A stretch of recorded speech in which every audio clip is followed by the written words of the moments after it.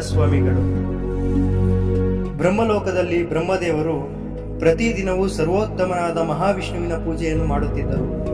ವಿಷ್ಣುವನ್ನು ಪೂಜಿಸಲು ಬೇಕಾದ ದೇವಲೋಕದ ಹೂ ತುಳಸಿಗಳನ್ನು ಬ್ರಹ್ಮದೇವನಿಗೆ ಪ್ರತಿದಿನವೂ ತಂದುಕೊಡುವುದು ಶ್ರೀ ಶಂಕುಕರ್ಣನ ಕೆಲಸವಾಗಿತ್ತು. ಒಂದು ದಿನ ಅಚಾತುರ್ಯದಿಂದ ಶಂಕುಕರ್ಣ ಹೂ ತುಳಸಿಗಳನ್ನು ತಡವಾಗಿ ತಂದ. ಇದರಿಂದ ಬ್ರಹ್ಮದೇವರು ಮಾಡುತ್ತಿದ್ದ ವಿಷ್ಣುವಿನ ಪೂಜೆಗೆ ಭಂಗವಾಯಿತು. ದೇವರ ಪೂಜೆಗೆ ಭಂಗ ತಂದ ಶಂಕುಕರ್ಣನಿಗೆ ನೀನು ಭೂಮಿಯಲ್ಲಿ ರಾಕ್ಷಸ ಕುಲದಲ್ಲಿ ಜನಿಸು ಎಂದು ಬ್ರಹ್ಮದೇವರು ಶಾಪ ನೀಡಿದರು. ನಂತರ ಶಂಕುಕರ್ಣನಿಗೆ ತನ್ನ ತಪ್ಪಿನ ಅರಿವಾಗಿ ಬ್ರಹ್ಮದೇವರ ಬಳಿ ಕ್ಷಮೆ ಕೇಳುತ್ತಾನೆ. ವಿಷ್ಣು ಭಕ್ತನಾದ ನಾನು ವಿಷ್ಣು ದ್ವೇಷಿಗಳಾದ ರಾಕ್ಷಸ ಕುಲದಲ್ಲಿ ಜನಿಸುವಂತೆ ನೀಡಿದ ಶಾಪವನ್ನು ಹಿಂತೆಗೆದುಕೊಳ್ಳುವಂತೆ ಬ್ರಹ್ಮದೇವರ ಬಳಿ ಬೇಡುತ್ತಾನೆ. ಆಗ ಬ್ರಹ್ಮದೇವರು, ಈ ಜಗತ್ತಿನಲ್ಲಿ ನಡೆಯುವ ಎಲ್ಲಾ ಘಟನೆಗಳು ಶ್ರೀಮನ್ನಾರಾಯಣನ ಆಜ್ಞೆಯಿಂದಲೇ ನಡೆಯುತ್ತವೆ. ವಿಷ್ಣು ಭಕ್ತರಿಗೆ ಕರ್ಮಾನುಸಾರವಾಗಿ ಬರುವ